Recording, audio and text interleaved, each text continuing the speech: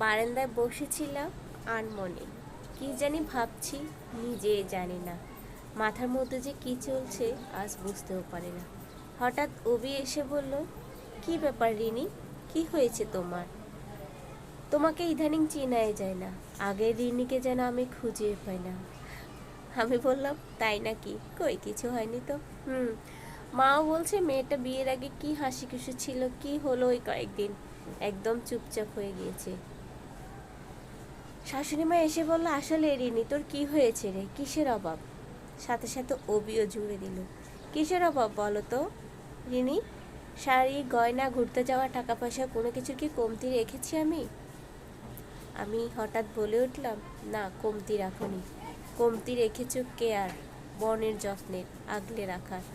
অভি বলল, কি বললে? আমি তখন বললাম, কিছু না, এমনি মজা করছি।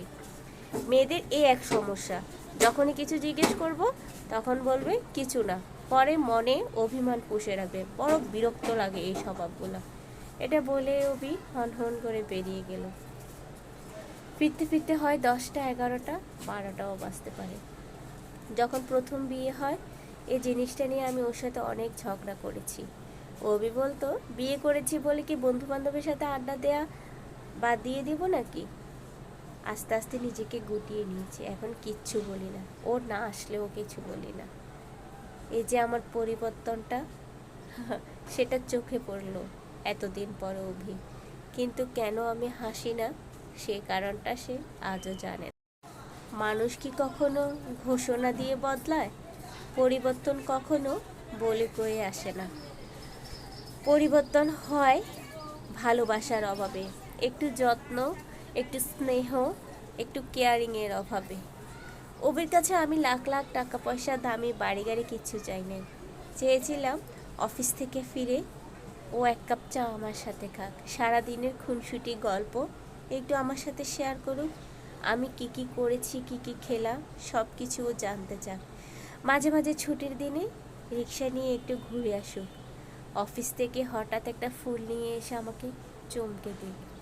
ছুটির দিনগুলোতে ওর পছন্দের খাবার রান্না করব, দুজন মিলে খুব মজা করে খাবো, গল্প করতে করতে রাতে আড্ডা দিব কিংবা কোনো মুভি দেখব। এটা কি বেশি চাওয়া ছিল? কিন্তু এই চাওয়াগুলো ছিল ন্যাকামি। এই চাওয়াগুলো ওর কাছে বাড়াবাড়ি মনে হতো, তাই আমি আমাকে ভুলে গিয়েছি আমার নিজের কোনো ইচ্ছা থাকতে পারে, আমার নিজের কোনো পছন্দ থাকতে পারে। এখন অভি যা বলে তাই মেনে নিয়েছি। আমাদের মেয়েদের বলেন ছেলেদের বলেন, পরিবর্তন কখনো ঘোষণা করে আসে না।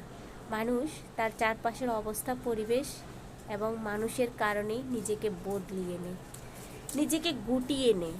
যখন দেখে তার ভালোবাসার মানুষটা তার কোনো কিছুর খেয়াল করছে না, তার ভালোবাসার মানুষটার কাছে তার ছোট ছোট চাওয়া পাওয়াগুলো কোনো রকমের মর্যাদা নেই, একটু চিন্তাও করে না এই মানুষটার কেমন লাগবে, তখন আর ইচ্ছে করে না প্রাণ খুলে হাসতে, নিজের মতো করে থাকতে।